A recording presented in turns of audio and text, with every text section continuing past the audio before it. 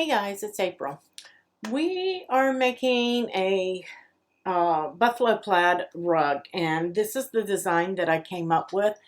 Now this is the SVG, and you're going to get that over on my site on the supporters tab, and it's going to come in like this. You're going to extract it or unzip the folder if needed. If you're on a Mac or you're using Windows, where it automatically unzips it for you, look in your downloads folder, and you're just going to upload your SVG. And we have plenty of videos on uploading. If you need help, just let me know. But it's going to look like this, and you're going to ungroup it. And if you look down here, this one is welded. And then this one I did in case you wanted to use it for shirts or other applications where you could come in and you could change the colors on the different pieces. So this is not welded. Only the words are welded, but it is in 3 pieces so that you can play around with it. For our stencil, I'm going to be using this one, and I've already laid this out. I know that my rug is 18 by 30, and I know that my material that I'm using, I'm going to be cutting my stencil out of Mylar, just because it's going on a coconut mat. I tried the vinyl, I tried all sorts of stuff, the freezer paper, and so now I'm going to try the Mylar and see how that works. But what I'm going to do is insert a square and get a shape here. And I know that I want this to be its maximum height, which would be 11.5 on a 12-inch material. And so it's going to be about 13 inches long. But what I did is I actually went in and got some snowflakes from Design Space. I'm not going to go get them because I've already done it over here. And I added those around it. So before you size, you may want to finish laying out your design. If you want to add any elements, do that and then size it. I'm going to unhide mine here. And here is mine. And you can see I've added some snowflakes on there.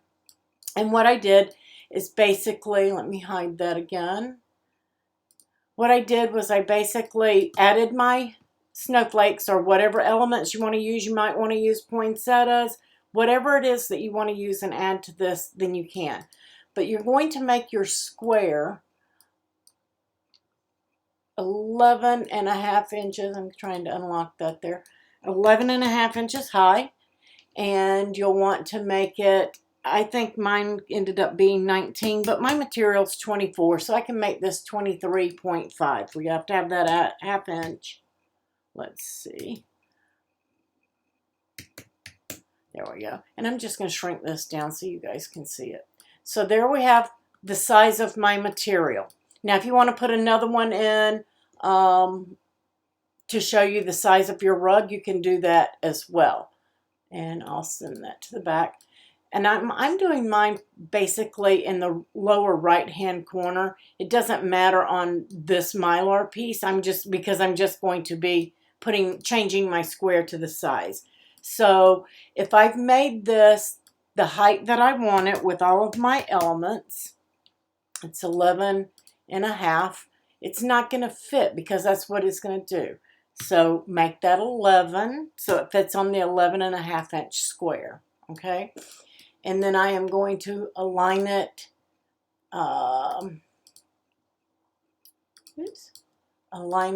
center it vertically. And then I can do this square back here to the size of my design. Okay, and I'm going to show you that with my design here in just a moment. And I want to make sure that we're in that 1.5 high. And then I can center it. And then I'm going to slice. Okay, so then I can get rid of this and I can get rid of this. Okay, now we're at the stage where I was with mine, so I'm going to bring that one in. And you can see mine's a little bit bigger because I added these to the sides of it. But my height is still at 11.5, and I ended up being 19 inches high. Let me bring this one. That's the one. This is my finished, and you can see those lines in there. Guys, all I did was go in and get a square right here, and I shrunk it down. And I overlaid it everywhere I had a center. Okay, anything like this piece right here, this would be cut out. So I needed something to hold that in place. So I created what we call stencil bridges. And all I did was overlay these on all my pieces that I thought might need help with my design, holding those pieces in place. Okay, I'm just going to delete this because I don't need it anymore. So once you've got all of those bridges laid out, then you're going to select all and you're going to weld it. Okay, and then that's going to put these little lines, and you can go back in and you'll see when we do ours and touch up those little bitty places with your paint. But this will allow everything to cut out. Oop, I missed my G right there. That's going to be a problem because I've already cut mine, but that'll be okay. I'll just put some stick on the back of it and stick it down best I can right there. So make sure that you double check and you've got all of your bridges across everything that might be cut out and be loose, because you don't want anything loose and flopping when you're using a reusable stencil. All right, so let's go over to the camera and we will take a look at the Mylar and how we make that stencil and peel it up and put it on our project. Okay guys, here we are, and this is Mylar, and it's very similar to your covers for your Cricut mats. And you can see this is where I had the 12 by 12 and I cut my stencil down to the 19-inch square and sliced it out of there. Now, where I told you that I missed that G, I just lifted that up and taped my center down with a little bit of painter's tape. So what I'm going to do here is I'm just going to gently, I'm going to flip it over and peel my mat away from my stencil. Being careful, I don't want to break or tear my stencil. I'm just going to punch out any little pieces that hang on after.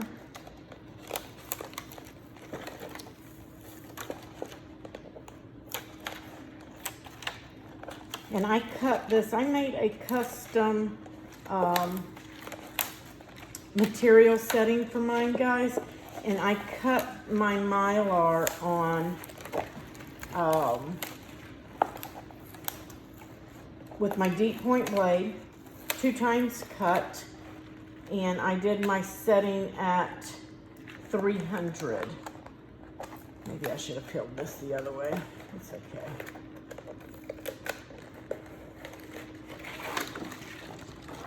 I just want that piece to stay in place with that tape.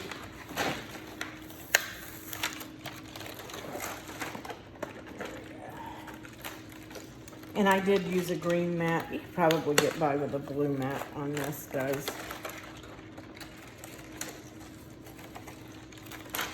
As I'm having, it doesn't want to turn loose, and I didn't de-tack it. But that's okay. We're going to get there.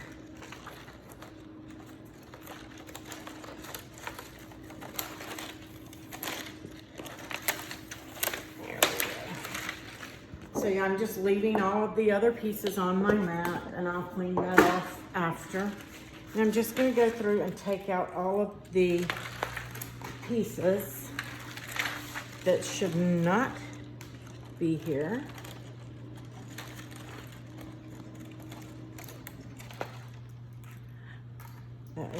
These little loopy pieces want to hang in there. But they're cut, they're just a little stubborn.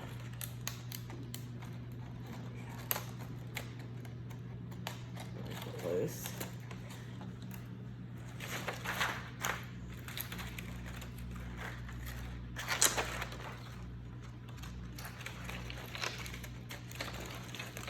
So the next thing that you want to do is use a re-stick reusable stencil spray, which I left in the other room. So I'm going to bring that in after we clean this up. Oops, lost my piece. I knew that was going to happen. I'll have to find it. Okay. Looks like all of my pieces are punched out. Just gonna leave that there. Oh, there's one. I'm gonna get all of those excess pieces out.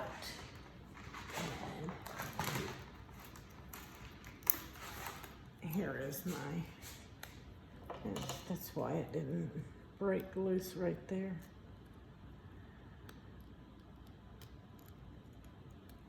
Okay. I'm just gonna put that in, that looks good. I'm just gonna tape that guy down. And that's why bridges help. If you can see here on camera, I have those bridges for my R's and everything. So what we're gonna do is we're gonna take this, I'm gonna put mine down in a box, and I'm just gonna use some painter's tape and tape down the corners, and then I'm going to spray this with a repositionable spray. Let me grab that and show you guys what that looks like. Okay guys, this is the one that I'm going to use. It's made by Cricut. It's called Easy Tack. Loctite also makes several different ones. I think this may be too strong. I may be wrong. This may be the one I need. But I am just going to take it out. I have a box out in the garage where I can get some ventilation. I'm going to put a couple of sheets of parchment paper down. I'm going to place my stencil down, and then we're going to spray the back side of it so that we can bring that in and get that to stick to our mat before we paint it. So let me go spray this. I'll be back and we'll position it and start painting. Okay guys, here's my stencil, and these are clean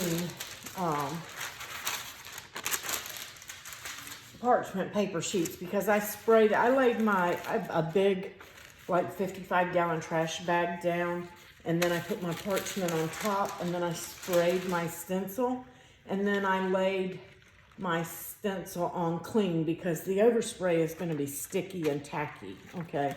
And it takes a couple hours, depending on what spray you use. This one said like 3 hours. But I'm just going to place this right, I'm just going to come over and up just a little bit. That's good. And I'm just going to start sticking this down. Now I have my little tails. If I were you, I would definitely put another bridge across these just to help you out a little. And we're just going to start sticking that down where we want it. And working these pieces loose where they've stuck to each other with me picking it up and stuff. Be a little sticky, but it's okay. Just get that worked out. You want to just keep working it until it's nice and flat and laying like it's supposed to. And you can see that this is sticking a lot better than most vinyls do, or vinyl did with me anyway. All right. Now we have that. We have all of our centers.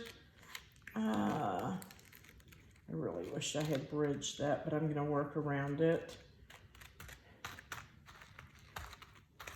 So I'm going to stick all of that down, and then I'm just going to use some painter's tape, especially on this edge where it's a little close, just so I don't get paint stuff on there. Now guys, this, see it's lifting up in areas. You want to make sure that it's good and flat.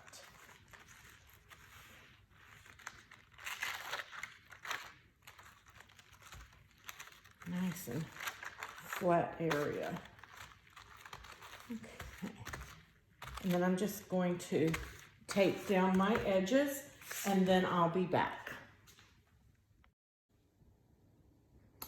Okay guys, I have that taped down, and my plans were to use Flex Seal and use some clear to go around the edges to seal it, but I don't know if that's going to work. However, I am still using the Flex Seal. It's kind of thin, but we're gonna try it. And I just sprayed some in a dish rather than spray and getting all that overspray. And I'm just gonna start just kind of dabbing and get that to fill in on my rug. And I'm going to continue doing this in a pouncing motion until I've got the kind of coverage I want. And then I'm going to peel my stencil while it's wet. And I'm going to let this sit because it does need about 48 hours, I think the can said, for this to dry. Now, if you're using paints, you may not need that much time, but I am using the Flex Seal on mine. So let me dab this and then we'll be back. Okay guys, now I have got mine on there and you can see it's a little bit light, but it's not. I really went heavy with this, and because that is white on a dark surface, it's gonna soak in a lot. Make sure you wear gloves and make sure you're in a well ventilated area like it states on the can, and you'll be fine. If you want yours to be darker than this, you're gonna probably need to do another coat, or either maybe do the clear first and then come back with the white. If you want a better coverage, maybe that'll work. I don't know, but I want mine kind of look like snow on this mat, so I'm gonna stop here. But again, if you want yours darker, make sure that you go in and you do yours another coat. Now I'm just gonna go in and touch up where my lines were, the touch up on this. Again, I just sprayed my Flex Seal into a container, just a trim tray. You can get those. And then any places that you see that you may want it darker, just go in and darken it. Add a little more. I had a couple of areas that were a little lighter than I want, even though I want it to kind of look like snow is dusted on there. I still had a couple of light areas, a little lighter than I expected. But just go in and touch those up. And I think that I have covered all of my areas where I had my bridges. So that's gonna complete this project. You guys enjoy. Make sure you post yours in the room. Let me know what you think. Personally, I am loving this. So you guys have a wonderful day and I'll catch you later.